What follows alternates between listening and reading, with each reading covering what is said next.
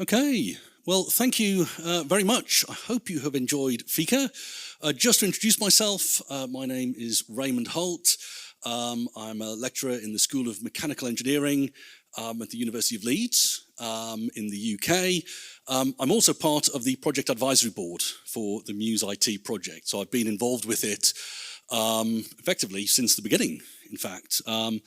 And yeah, a few of us have commented, it really doesn't feel like 3 years since we had the kickoff. It's gone very quickly. But as we've seen, there's been a lot of progress in that time, which is very exciting. So I'll be your moderator for today, which means I'm responsible for trying to keep people to time and doing the introductions. So we have a session now. Somebody's moved me. Thank you. To my shame, I have not memorized the entire schedule, which I should have done ahead of time. But our session now is called Shaping Inclusive Futures Together. And this is going to run till about 12:45 when we will go downstairs for lunch. And hopefully you all have your lunch vouchers that you received when you registered so that you can receive a free lunch in exchange for attending today. So, first of all, just to quickly let you know, I'm afraid Klaas Delfelt, who was going to be our first keynote speaker, has sent his apologies today. He is not very well, so unfortunately he's not going to be able to present, which is a real shame because Klaas is the president of the Swedish Association of the Deafblind and has been involved in leadership roles in the World Federation of the Deafblind as well, so he gives a very good account of the experiences of deafblindness and a user perspective on deafblind experiences of the world and with technology. So I don't imagine Klaus has been able to join us online, but we send him our best wishes and hope he's feeling better soon. So we will be hearing from Riitta Lahtinen and Russ Palmer as our first keynote speakers, and Mika Rylander as our second and headlining, I suppose, keynote speaker. So still plenty of things for us to hear this morning.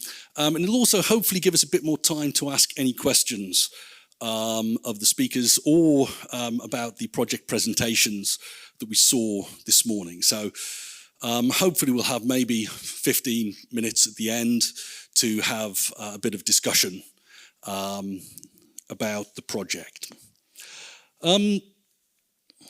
So before we sort of launch into the actual keynotes, I thought it's just worth saying a little bit about the importance of this idea of shaping inclusive futures together. I'm an engineer. I come from a mechanical engineer by background. I mean, clearly I'm an engineering academic, so I spend a lot more time thinking about engineering than actually physically engineering stuff, although I do enjoy making lots of prototypes and periodically blowing things up. As colleagues who were working with me yesterday will know. And as an engineer, technology is really exciting, and you see the world as something you can shape. This idea that effectively everything's sort of made out of Lego and Meccano, and you can just kind of clip things together and reshape things. And sorry, Russ is greatly enjoying this because he knows me well and has experienced many of my prototypes over the years. So yeah, the future is something that we can shape. I mean, this is the nature of technology. It is artificial. It doesn't happen naturally. It doesn't really happen just by accident. Sometimes it happens in quite an uncontrolled way. I like to use the analogy of sort of gardening for technology development, or particularly for coding, because it often feels like these things are so complicated that they grow of their own accord, and you're kind of tending little bits and pruning here and changing there and hoping that the thing will eventually take the shape that you want. It doesn't always feel like you're in complete control, particularly when you have time and budget pressures for the things that you want to do. And the problem is, as an engineer, I like numbers, I like technical things, I like new things. So there is a real danger that I can drift off down the path of what's exciting, what's new, or when the time pressure is on, what's easy, What are the things that I already know how to do? Unfortunately, that doesn't necessarily have anything to do with what is actually useful to people. I mean, I think in academia, there's also the danger of what can I publish? What can I get funding for in the future? You know, always one eye on promotions and CV and that kind of thing. And that's a bit of a dangerous way to approach things, because the danger is we end up with technology being developed by people who love technology and understand technology, with the hope that other people who they don't necessarily know or understand well will find it useful in some way. And the other problem, of course, is if I'm developing technology for, let's say Russ, as an example of someone who is deaf-blind, or if I'm developing technology for someone who is visually impaired, or someone who is using a wheelchair or has limited mobility, I don't experience the world in the same way. And that means that the way I see the world is going to be very different to the way they perceive the world. And when I try to imagine how they perceive the world, the odds are I'm probably going to be wrong, because I have a small sample of people who I know that I can draw on who are not necessarily typical. And then I have things like, okay, I can close my eyes and I can wander around with my eyes shut, or I can put a blindfold on and pretend to be blind for a bit. But it's not the same as the real experience. And so actually there's a real danger we end up designing more from prejudice and stereotype, or, well, I don't like to use the term pity necessarily, but there is a real danger. You see this among students and that kind of thing, where it's like, you're working on assistive technologies, isn't that great? It's lovely, it's worthy, rather than, building airplanes and tanks and cars and that kind of thing. But at the same time, if it isn't useful for people, then it's not really doing any good. It's just getting us paid as engineers and academics. So that's why it's so important, this idea that we are shaping the future together. I would hope that engineers are able to put their skills at the service of society. In some countries, engineer is a protected term. I'm not sure if it is in Sweden. In the UK, it isn't. Anyone can call themselves an engineer. If you go to Canada, if you have an engineering degree, that is what you must have in order to call yourself an engineer, and that comes with certain responsibilities. In the UK, you have a status called chartered engineer, and that is a legally protected term. You cannot call yourself chartered unless you're chartered.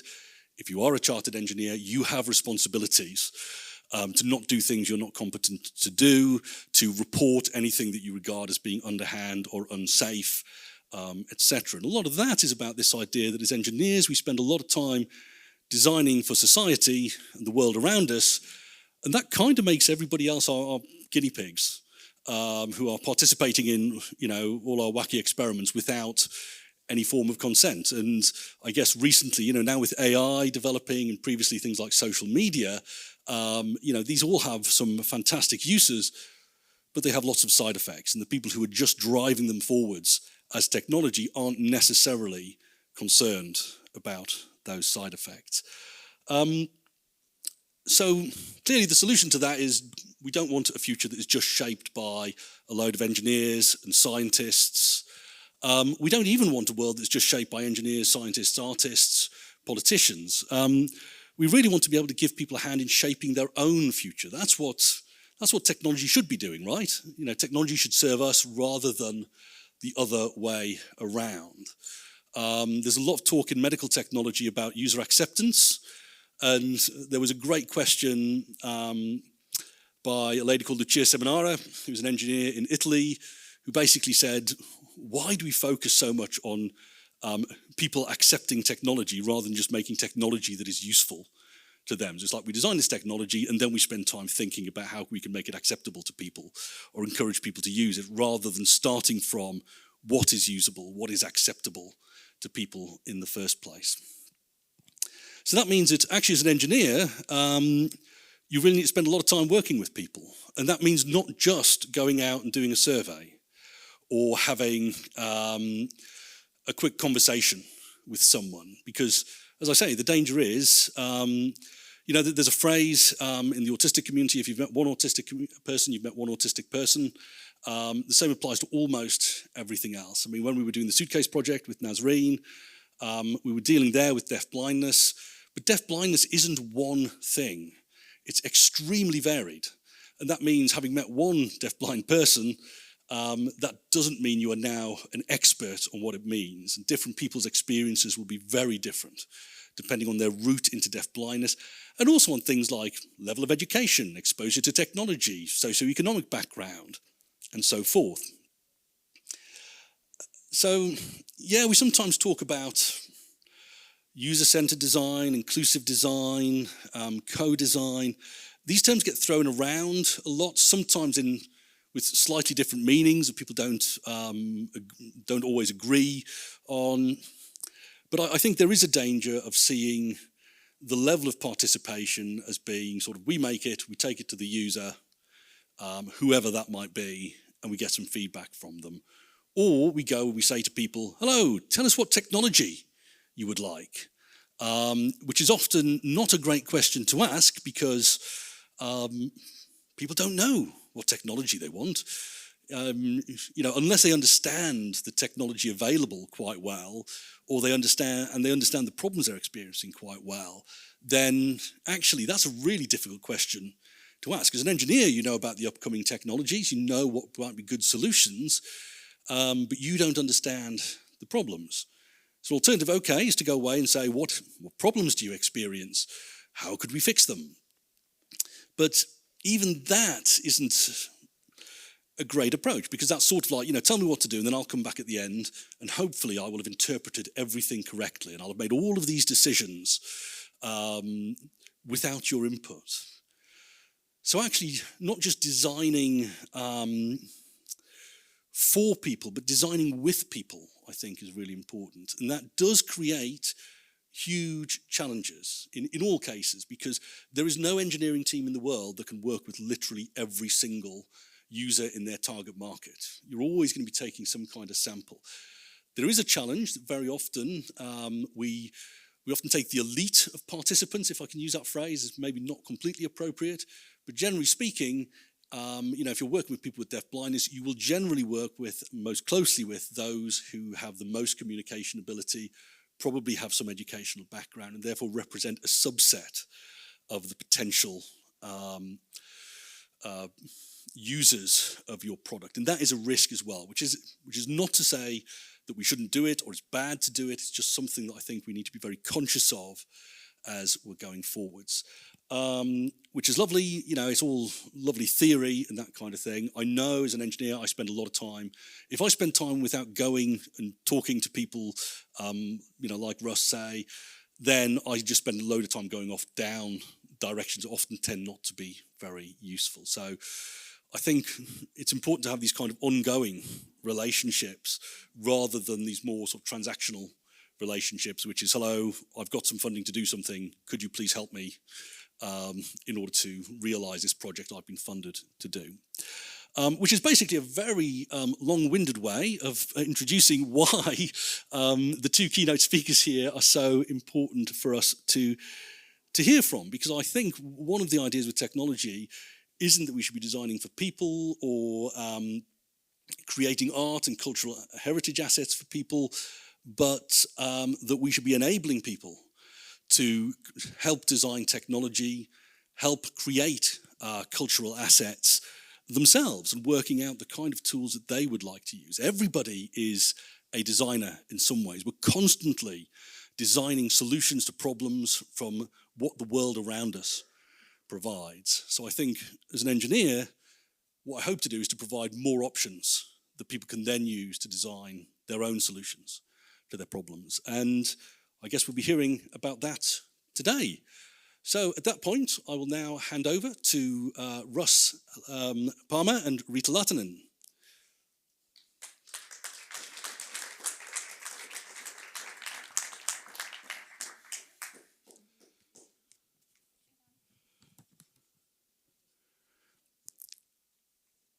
I've known Russ and Riitta for about 7 years now. First to the suitcase project. But today I think you're talking less about technology and more about, well, we've heard about social haptic communication, which you were instrumental in the development of, and I guess you'll be telling us a little bit more about that as well. But we have spent a bit of time in recent projects imagining technologies together, which has been, for me, very interesting. You've had the experience of, I don't want to say being subject to my prototypes, but actually trying out prototypes and trying out the ideas. So, yeah, do you want to say a little bit about that before we get started and what those experiences have been like? Thank you, Ray. Okay, Russ. I'm on. Yes. Yeah. Yeah. You can hear. Yep. Okay. Lovely to introduction, Ray. Thank you. And also thank you for Nasri for inviting us here. I'll pass you to Riitta. Okay. First, I hope you are having somebody sitting next to you, because I like to start this your own experience. Nasreen, it's your fault that we have to push on every day to thinking about a new way of using touch and touch messages. And the last thing what we have now developed are Beatles songs on the body. Okay? And if you have somebody there to sit next to you, this is nothing naughty. It's just a basic hand touch, okay? So do you have a person there who is actually having a hand-to-hand? And I will now give this microphone to Russ, who is explaining what we are doing, and you can do exactly the same. So please go to next to each other. Okay, Russ. Which way you want? This hand, and then, okay. Are you ready? You got your microphone. Yes. Okay. Okay. Explain, Russ. Riitta's holding my hand and shaking it. And then she's doing a little wave. Okay. What Beatles song? Yeah, go on. I'm repeating it, Russ. Shaking hand and giving a wave. So which Beatles song does that remind you of? Anybody? Any thoughts? Hello and goodbye. Yes, Yeah! that's it. Okay. You say hi. And that one. Right. Okay, and now the next one. Number 2. Okay, I turn you, Russ. I'm going to turn you around. Right. So I hope it's okay for you to using your upper part of your back. Okay, and Russ is describing what is going to happen here.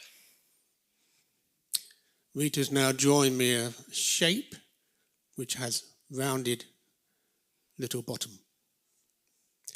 And then a second one is straight down and across and down.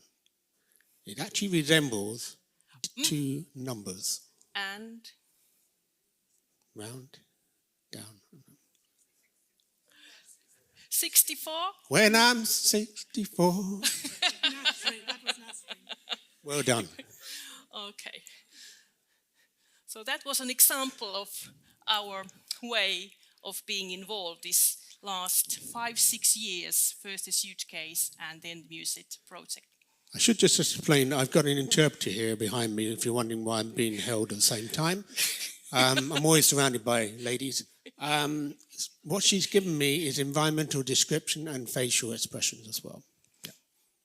Yeah. Russ, do you actually, before we start, because she was doing something, we turn you around. Mm-hmm. So she was doing you, Russ, if you describe here. Yep. What's happening now, being drawn on my back, the layout of the room. And then where people are sitting. Where people are sitting. And then? Some are smiling, laughing, open mouth. Not quite sure. Okay. Yeah. Yep. So what's happening here? We are using social haptic communication methods to illustrate a live situation. And we use the same principle for the technology we've been involved in for the past 7 years. Yeah. Okay. I need this hand. Okay. So I'm Riitta, and I'm Finnish. And a little bit about my background. Last 35 years, we as a couple, but also as researchers, has been thinking about how we give environmental information when one of us has deaf blindness, visually hearing impairment. Because if we want to do things equally, perhaps we need to share some information from the environment at the same time. We call these touch messages social haptic communication, and each of these messages are called haptices. But we are using a lot of more different kind of methods. Here you can see and hear we are using spoken language, aren't we? Yep. Then my hand is under Russ's hand. I'm giving all the time environmental information directions. And now something is happening there. What is that, Russ? Nodding their head. Yeah, no, somebody's nodding head. So Ray is agreeing what we are saying. At the same time, I can perhaps change it to sign language. And because you don't know the sign language we use, it can be actually our secret language in this environment. I can then just telling about you, and then you don't know what I'm saying. Aha. Or suddenly I can use touching your fingers, and we use manual finger spelling. So if you think that, okay, you use spoken language, you have hands-on, you can have finger spelling, and then you have a social haptics. And now I'm making Russ the most important question. How, Russ, your brain are actually working? Good question. Now, my name is Russ Palmer. I'm English. And you're probably wondering, how did we meet? That's a long story. Back in 91 at a conference. And from that moment on, we started to develop this social haptic communication. Now, I come from originally a computer background, but had to take early retirement at the age of 30, and then decided to do music therapy, which I ended up being in Finland to qualify as in 99. So my whole world has been doing music therapy and also social haptic communication because I'm blind. First, I was born severely deaf, which I learned to live with. And then when I was 21, I found out I had this Usher syndrome condition, which means by the time you're 50, you lose your sight and hearing completely, and you become deaf and blind. Not a very nice thing to live with, but you have to live with that. Now I can't see anything, but I use 2 cochlear implants. I'm still able to communicate. So I was brought up in the spoken world, if you like. My sign language was very minimal when I met Riitta, but the social haptics given me a bridge to expanding my world to find out how things are happening in real time. And as a musician, which seems a bit unusual for a deaf-blind person, that still goes on. I still do music. I still compose music. But the social haptic communication, when we got involved in the project, we started looking at technology, how it can be applied to technology. And thanks to Ray and Nasri and the team, Thomas and others, we've managed to get to this stage now where technology is starting to be used in conjunction with social haptic communication. And it's quite an interesting development, considering 7 years ago it was a very small development, and it has developed enormously in the last few years. Russ, do you remember 7 years ago, 2019, when we started to have a discussion with Nasreen? And they were invited us to the advisory board. That's right. Okay, how do you use touch messages on clothes on the vest? And as a researcher, I'm thinking, no way you can teach touch from remote or distance. And of course, the pandemic came along, didn't it? Exactly. So we were isolated 18 months, 1.5 years in England, in a very small village. And I do remember that during 2 weeks, we had the contact and we needed to find out the way how we teach researchers who are in the other end around the Europe to think about, oh, they are using touch. Because the challenging thing for our point of view was that those researchers, they were all hearing and sighted. Exactly. And they didn't have any experience about using touch messages. Let alone being experienced about deaf blindness, because as Ray pointed out, the user, how we go through as a deaf-blind person is quite different to what people perceive. Yeah. So I was starting to think pedagogical aspect that, okay, how do I teach when I am in close proximity? And then how do I do and change that when I'm in distance? And luckily, in our research work, Russ, we find it out that all messages what we are giving are made of grammar of touch. And we call them haptemes. And here when you are actually saying yes, I'm tapping here on the shoulder, am I? So we have location, intensity, we have speed, duration, and so on.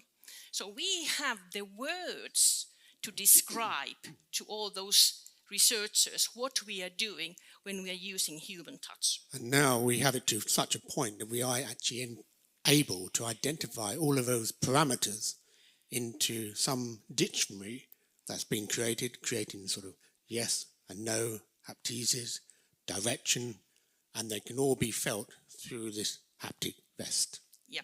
So if we go, Russ, a little bit back. Yep.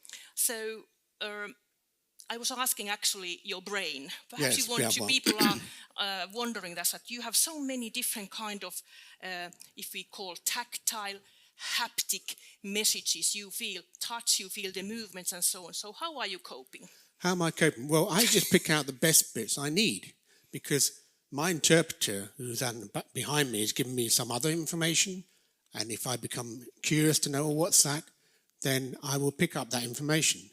But she knows her role, and this is where social haptics is not just as a couple, it's also being used within the other professions of personal assistants, interpreters, and professionals.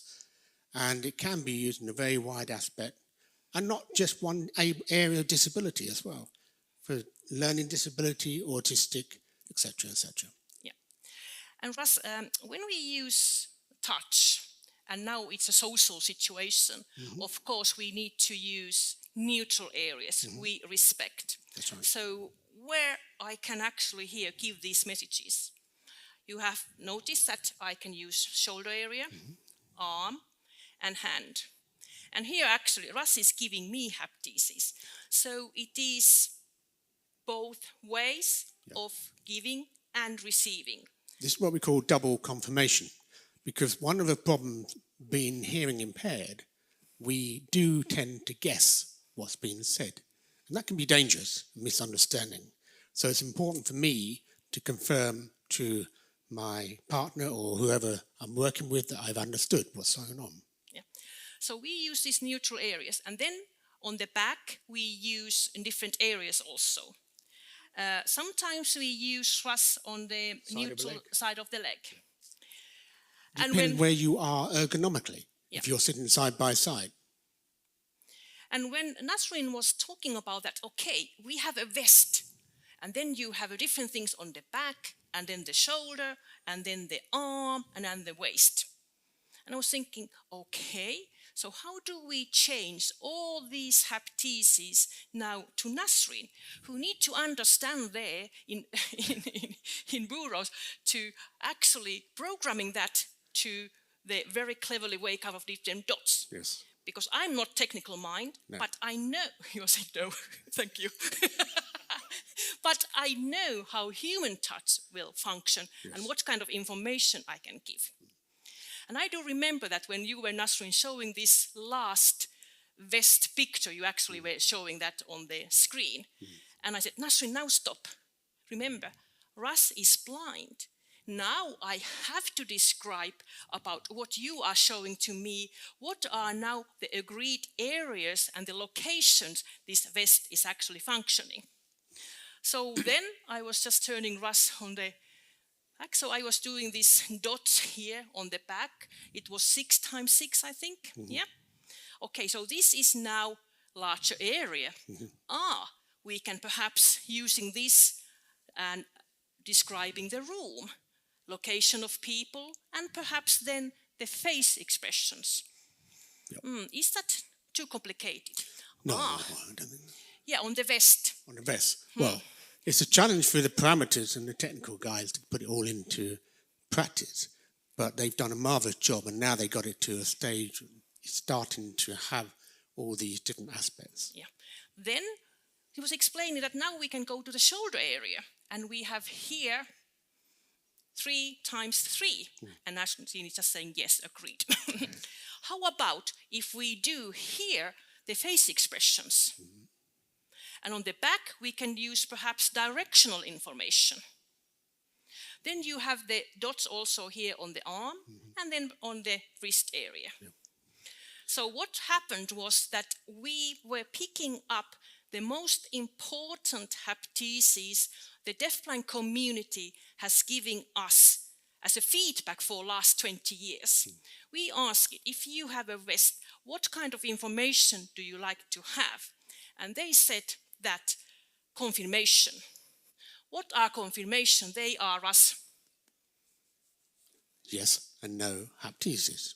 So if you can't hear or you can't see your head nodding, or side-to-side movement, that is no, then perhaps you can feel the person's face nodding or shaking information. That is important. Then we were talking about that. Is it just yes, no, yes? Very, very sort of neutral response. But you said that you want to have emotions involved. And all these researchers this morning we heard, they were always involved emotions and emotions. Right. So how can we actually then to do that through the vest? If you think that you are nodding on your own hand, this tapping, just do this tapping. Yeah, yes. And now you want to make exciting yes. You're excited about something. So, yes, oh yes, oh yes. What happened, Russ? What did it? Speed, movement, more intensity. So we can then change the intensity and the duration.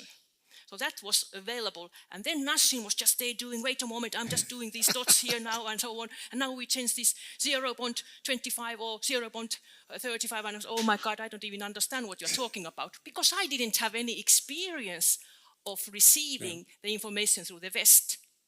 So what happened then was that, Nasreen, you gave me visual little movie about different dots there moving. How it's portraying across the screen. And then I needed to think, okay, now my hand is not human hand, but it is a vest. And then I needed to think how these actuators, how these little vibrations are actually working. And I was trying then to portray Russ, is this actually then tapping?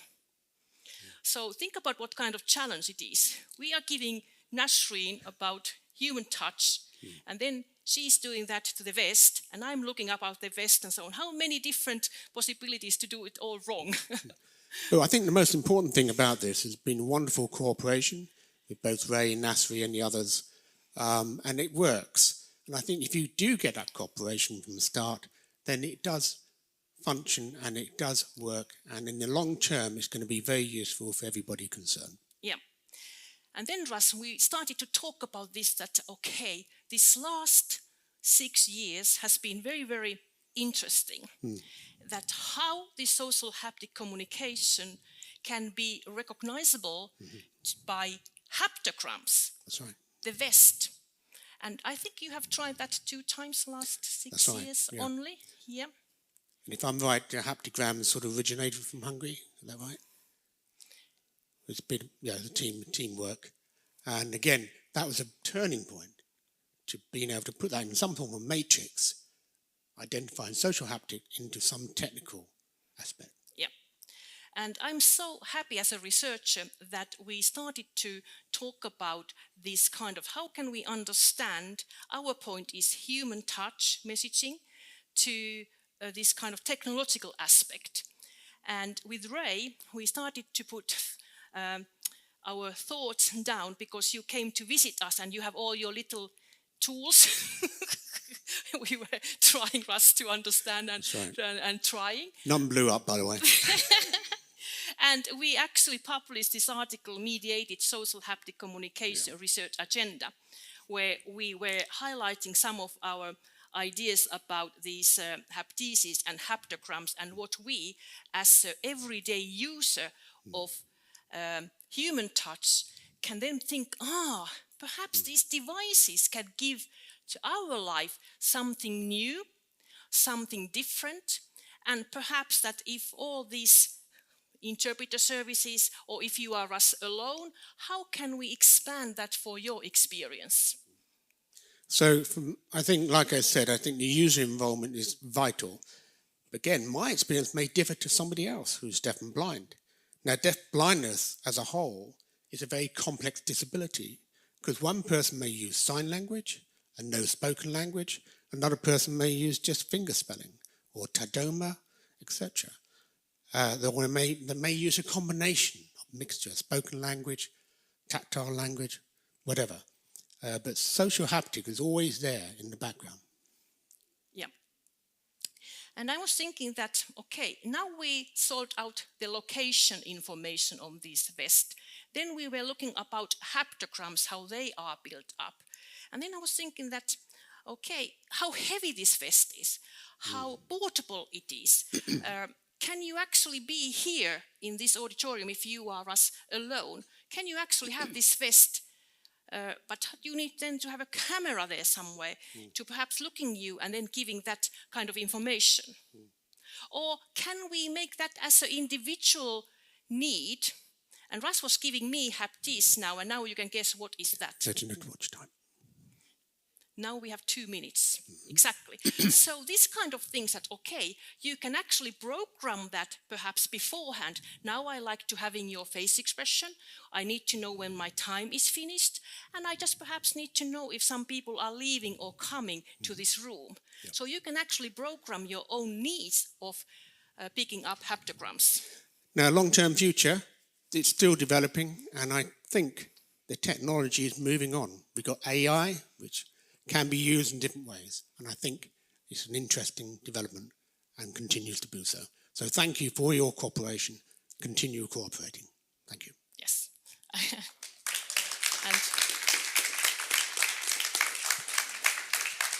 Thank you very much, Russ and Riitta. We do have just a few minutes for questions, if anyone has one. Svenja, I will... We have two microphones. Yeah. There's a lady from the insects lady. Insect lady. Could you please tell your name first so it's easier to get having a microphone there. Okay, I'll leave you with the microphone there, Russ. Yeah. Hi, Svenja here. Svenja. Thanks, Riitta and Russ, for this really engaging presentation. I'm wondering if you are talking about something very new where you have to develop a language for. How do you actually do that? And I'm thinking, of course, about insects. If you want to talk about the insects, how do you do that? How do you invent or develop a language for this? Yep. So how we have actually developed a new haptices to, for example, insects. Okay. Me, do I describe? Yeah, you can. Yeah. Okay. Thank you for you and your insects. And we have been having these meetings online, and you and your colleagues have been showing us different kind of butterflies, 10 different kind of spiders, and how do they communicate through vibrations, and which body part is vibrating under the ground or on the tree and so on. And they were very quickly having these kind of spider pictures. So I needed to actually develop a quickly spider. So how do you think that I will do spider here? Show your arm. Make a spider walking there. One is doing that. Okay. We did doing spider movements on my arm. Spider moving many fingers there. Right. Okay. And then Femke is just doing a spider. Good, because that was exactly that. So the visual thing can always help us when we are trying to produce. Or when the spider is your arm, you can feel that kind of little stepping movements there on your skin. So for you, just that we needed to do a spider. So I was doing that on the back, from right to the left. And then they were showing that, oh, this spider is vibrating through the 2 long back legs, not the 4 front one, but the, how do you call it, the back ones? The rear legs. Rear legs, okay. So I was thinking, okay, this is now the spider, and then I needed to think about haptic distance. I needed my other finger, and then I was just tapping the vibration there. Okay, now this spider is communicating like this. Then the next slide, I was talking, this spider is communicating through the stomach. Okay, so I needed to vibrate my stomach on my hand, the part of the palm here. Okay, now this part is vibrating. So all the way when you were actually showing us different images, snakes or worms and so on, I was thinking, how do I feel when that animal is actually on my skin? And I have to say, it was a challenge because I didn't realise that different spiders communicate or vibrate in that way. I didn't know that spiders have like little toenails, for example, and they're doing something with their stomach. So I couldn't see these pictures. I mean, I know what a spider looks like, but it's not until you actually, like Riitta did a sort of haptic sort of picture or tactile picture for me, just to give me an idea of the size of the thing. And that's the only way I could really get an understanding. But it's a really fascinating concept of trying to get that information across, and it started to make me think in a different way. Again, that was good cooperation. Are you happy, Svante? Yes, thumbs up. One more question? Yep. Hi, thanks a lot for a great presentation. My name is Fredrik Tella. I'm a researcher at RISE, the Research Institute of Sweden. And I spend quite a lot of my days looking at how we can do more interesting experiences with immersive media. And one of the problems in immersive media is actually conveying non-verbal communication in meaningful ways. So I was wondering, is this by any chance open source? Is it possible to test it for other applicants? I think so. I mean, this is really sort of opening up a whole new area of different areas. But I think what's the problem is, I mean, I've heard some things that are more sort of geared up for, say, people who are visually impaired, blind, who have good hearing. But for those who have very not so good hearing impairment, it's a challenge because you're not able to hear the vocalization, so you have to do it in a slightly different way, so you get a more sort of how you can feel it on your body, for example. And that's a big challenge. And I know with Ray and others, that has been the biggest challenge, trying to build that little bridge in deaf and blindness together rather than just separate items. But we can perhaps talk and later. again, I think it's a continual development. Yes, yes. Thank you. Did you have just the last one here? I think if it's quick, we can. Yeah. I'll run over with the microphone. Now, Russ is having an information that Ray is running. Thanks, Ray. I just wanted to very quickly pick up on your comment, Russ, about using AI for any of this. So modern AI needs a lot of training data, and I could imagine that developing AI models for this kind of haptic communication would require lots of data collection. Do you think that's feasible? So how would that go about? Interesting question. I think using moderation. In other words, where somebody is living alone in the home, they need to have information. They can't get hold of their carer or family friend, but they can just maybe get an online contact with them, and then they have a communication device. If they can't find something, then there is a possible scope there. Or somebody who has dementia, for example, or Alzheimer's, if they need to be guided somewhere and they're living on their own, or they may have some sort of special device that are very sort of picturesque. So they say, where's the kitchen, where's the bathroom, this sort of stuff. Yeah. So I think that we're on that sort of verge of things are getting more user-friendly, but it's still a little bit of a way to go, yeah. But there's definitely a market for that, I think. Thank you. And perhaps Nasrin just giving later perhaps an answer about the data collecting and how much, what is that going on? Just saying yes. And I think the problem is, being a computer background here, it's all a question of whether there's enough storage and capacity to deal with these things. Okay, thank you very much, Russ and Riitta. And you'll be around for the next couple of days. Oh, yes. Yeah. Is that right? So, plenty of opportunities to have a chat with them. So, please put your hands together. Thank you very much, Russ and Riitta. Thank you.